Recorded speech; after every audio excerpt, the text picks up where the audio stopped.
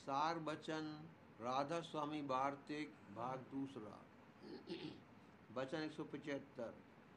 जीव इस वक्त में ऐसे अभागी हैं कि संतों के वचन की प्रतीत नहीं करते और वेद शास्त्र कुरान पुराण की बात को खूब पकड़ते हैं, यहाँ तक कि वहाँ कुछ पर्चा भी नहीं मिलता। पर काल ने ऐसा अड़ंगा लगाया है कि अपने मतलब के वचन को जीव से मनवा लेता है, और संत जो दया करके इसको भली प्रकार समझाते हैं सो नहीं मानता है और उनसे पर्चे मांगता है। इससे मालूम हुआ कि ये जीव काल के हैं, जो बिना पर्चे संतों का वचन नहीं मानना चाहते और काल का वचन बिना पर्चे मानते हैं। ऐसे जीवों पर संत भी तवज्जो नहीं करते। वचन 176। प्राण जोग और बुद्धि जोग की गम आकाश तक है, इसके आगे सूरज शब्द के आश्रय जा सकती है और वहाँ पहुंचकर अजायब पुरुष का दर्शन प्राप्त हो सकता है, जो कि सतयुग द्वापर त्रेता में सबसे गुप्त रहा, किसी को उसका भेद नहीं मिला। अब कलयुग में संतों ने प्रकट किया है। जिनको संतों के वचन की प्रतीत है वही उस अजायब पुरुष का दर्शन पावेंगे और मुक्ति पद को प्राप्त होंगे। वचन 177। आजकल ऐसा अंधेर हो रहा है कि बहुतेरे साधु पंडित होने की अभिलाषा करते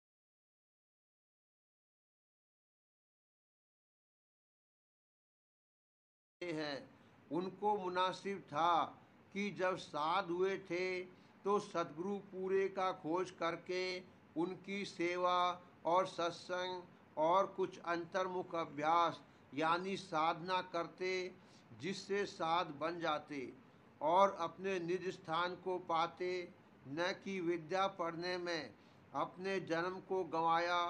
पंडितों के संग से कोई भी जन्म मरण से नहीं बच सकता, क्योंकि ब्रह्मा जो वेद का करता है आप ही 84 के चक्कर से नहीं निकल सकता। फिर पंडितों की क्या ताकत कि उससे बचें। और आजकल के पंडित और ज्ञानी तो निरेवाचक हैं और सच्ची पंडिताई और सच्चा ज्ञान भी उनको प्राप्त नहीं है। यह सब 84 के अधिकारी हैं, क्योंकि सिवाय सदगुरु वक्त के और किसी की ताकत नहीं कि जीवों को 84 से बचाकर निज घर में पहुँचावें। वचन 178। काल ने अपना जाल संसार में किस खूबसूरती के साथ बिछाया है कि जो जीव परमार्थ कर रहे हैं और जानते हैं कि हम बड़े परमार्थी हैं, और लोग भी उनकी तारीफ करते हैं कि ये बड़ा परमार्थ कमा रहे हैं, उनका हाल जो गौर करके देखा जावे तो परमार्थ का एक किनका भी नहीं पाया जाता।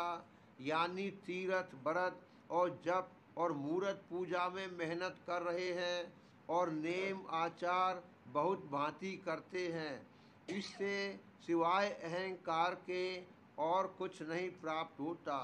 इस वक्त में यह करतूत मालिक को मंजूर नहीं है और न यह 84 से बचा सकती है। इस वास्ते सब 84 में चले जाते हैं। जिसको 84 से बचना मंजूर है उसको चाहिए कि सद्गुरु वक्त की भक्ति करे, सिवाय इसके दूसरा उपाय बचने का नहीं है। पर क्या कहा जावे कि जीवों को और साधना में तो मेहनत करना मंजूर है, पर सतगुरु भक्ति कबूल नहीं करते। बाजे ग्रंथ वगैरह की टेक में बंधे हुए हैं और उसी को गुरु मानते हैं। अब गौर करना चाहिए कि ग्रंथ को गुरु मानने से क्या फ़ायदा होगा और कहाँ ऐसा हुक्म है।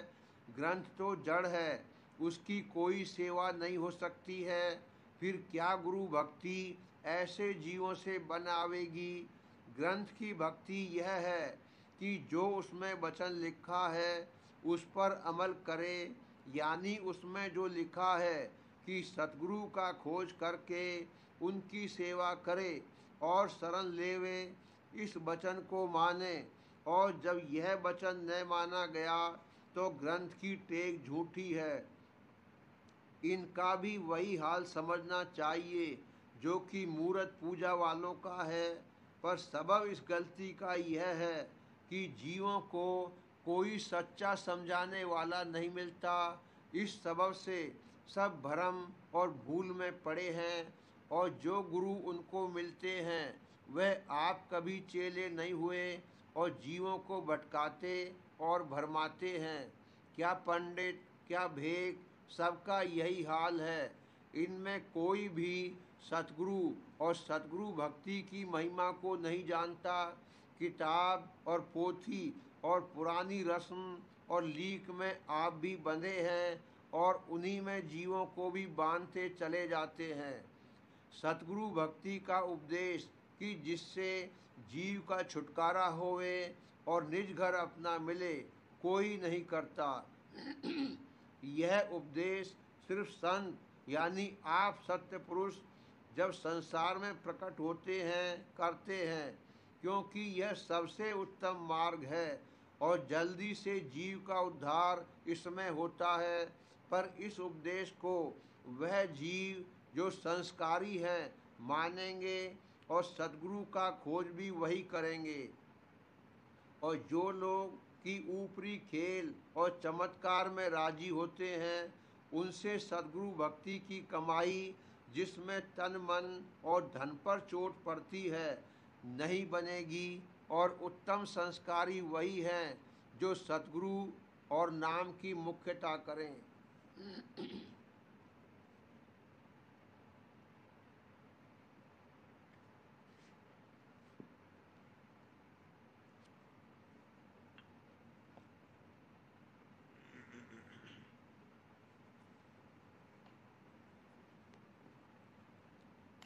प्रेम पत्र राधा स्वामी, पहला भाग, सिलसिला वचन 45।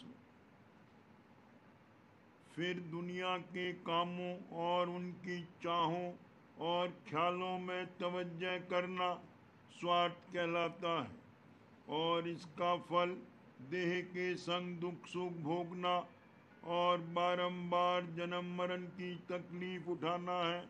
और परमात्मा की चाह पैदा करके घट में अपने घर की तरफ तवज्जो के साथ धार का जारी करना परमार्थ कहलाता है। और इसका फल देह और दुनिया के दुख सुख से दिन दिन बचाव होता जाना और जन्म मरण के चक्कर से बिल्कुल छूट जाना और दिन दिन ऊंचे देश का रस और आनंद ज़्यादा से ज़्यादा पाते हुए अपने सच्चे मालिक राधा स्वामी दयाल के चरणों में पहुंचकर अमर आनंद को प्राप्त होना है। परमात्मा का काम कोई नई बात नहीं है। जैसे दुनिया के कामों में बाहर की तरफ तवज्जो की जाती है, ऐसे ही अपने जीव के कल्याण के वास्ते अंतर में तवज्जो करना है। तवज्जो के साथ काम करना हर कोई जानता है। कुछ सिखलाने की ज़रूरत नहीं है। सिर्फ भेद लेकर शौक के साथ अंतर में तवज्जो करना इसी कदर काम है कि जिससे हमेशा का आनंद मिलना और हमेशा के दुखों से बचना मुमकिन है। जो कठिनता और मुश्किल इस काम यानी परमार्थी अभ्यास में मालूम होती है, वो कमी यकीन और कमी शौक और कमजोरी चाह और कमी तवज्जो के सबब से पेश आती है, या ये कि पुरानी आदत के मुआफिक परमार्थी काम के वक्त दुनिया के ख्याल ले बैठे तो अलबत्ता पूरा पूरा रस नहीं मिलेगा और शौक और चाह भी और उसके साथ तवज्जो भी हल्की रहेगी। जैसे कि दुनिया के जिन कामों में लाग नहीं होती या कम होती है तो वो जैसे चाहिए दुरुस्त नहीं बनते, ऐसे ही जो परमार्थ में भी चाह और तवज्जो कम होगी तो धार कमजोर और दुबली उठेगी और बीच में दुनिया के ख्यालों के सबब से गिर पड़ेगी तो परमार्थी काम भी जैसा चाहिए दुरुस्त नहीं बन पड़ेगा, यानी पूरा पूरा रस नहीं आवेगा और शौक नहीं बढ़ेगा। इस वास्ते परमार्थी जीवों को चाहिए कि अपनी तवज्जो के बदलने में होशियारी और एहतियात जिस कदर बने वक्त अभ्यास के करते रहे, यानी परमार्थी काम के साथ जहाँ तक बने संसारी काम न मिलावें और सदगुरु के सत्संग और बानी वचन से मदद लेकर अपना अभ्यास जिस कदर हो सके दुरुस्ती के साथ करते रहें और सच्चे माता पिता कुल मालिक राधा स्वामी दयाल की शरण दृढ़ करें तो उनकी मेहर और दया और उनकी मेहनत और कोशिश से दिन दिन काम बनता जावेगा और प्रीत और प्रतीत चरणों में बढ़ती जावेगी और फिर काम भी बहुत आसान हो जावेगा, क्योंकि जब तक प्रीत और प्रतीत मामूली दर्जे की है जभी तक दिक्कत और कठिनता अभ्यास में मालूम होती है, और जब ये दोनों बढ़ने लगी तब दिन दिन अभ्यास में आसानी होती जावेगी और रस और आनंद भी बढ़ता जावेगा और एक दिन काम पूरा हो जावेगा। वचन 45वां सवालात एक सत्संगी की तरफ से और उनके जवाब। सवाल: बालक गर्भ के अंदर श्वास लेता है या नहीं?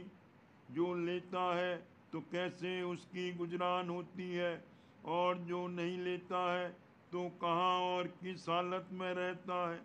जवाब: बालक गर्भ में श्वास नहीं लेता है और सहस्रदल कमल के स्थान पर उसका जीव चैतन्य समाधि में रहता है, यानी ज्योत का दर्शन करता है और उस मुकाम का शब्द सुनता है।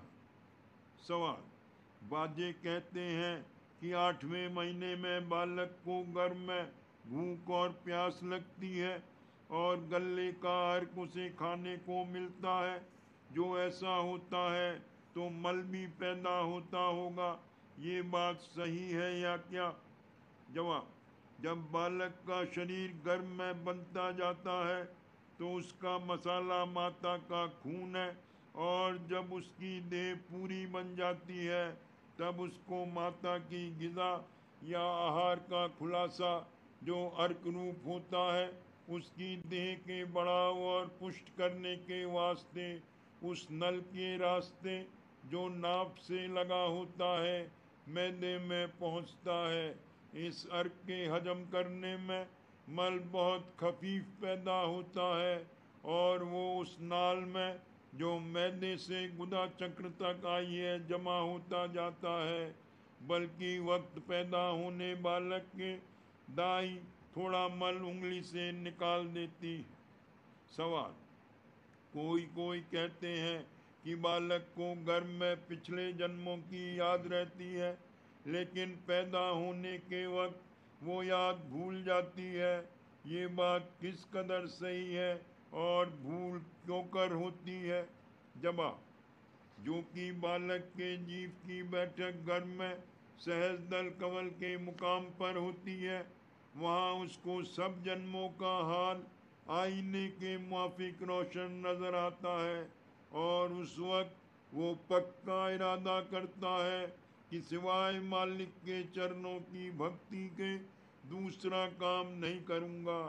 पर जब जीव यानी सूरत उसकी वक्त पैदाइश के देह में नीचे के मुकाम पर उतर आती है, वहाँ तमोगुण के सबब से अंधकार छाया रहता है और वो सब याद बालक को भूल जाती है, और दुनिया में आकर जैसा उसके पिछले कर्मों के मुआफिक संग मिलता है और जैसा मन का मसाला वो संग लाता है, उसी मुआफिक उसका स्वभाव और आदत होती जाती है और वैसी ही कार्रवाई करता है।